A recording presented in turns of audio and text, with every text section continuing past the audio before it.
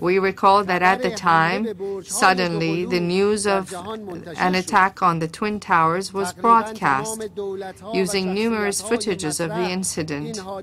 Almost all governments and known figures that mattered strongly condemned this incident. But then a propaganda machine came into full force.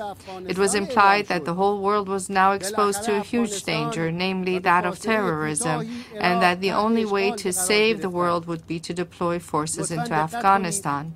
Eventually, Afghanistan and shortly thereafter, Iraq were occupied. Now please take note.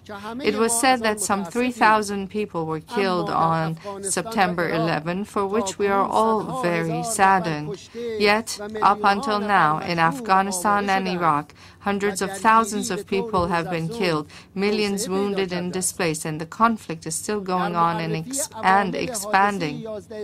In identifying those responsible behind the September 11 attacks, there were three viewpoints. First, that a very powerful and complex terrorist group, able to successfully cross all layers of the American intelligence and security, carried out the attack. This is the prevalent viewpoint, which has been supported mainly and advocated by American statesmen. Second, that some segments within the U.S. government orchestrated the attack to reverse the declining American economy and its grips on the Middle East in order to save the Zionist regime. The majority of the American people, as well as most nations and politicians around the world, agree with this view.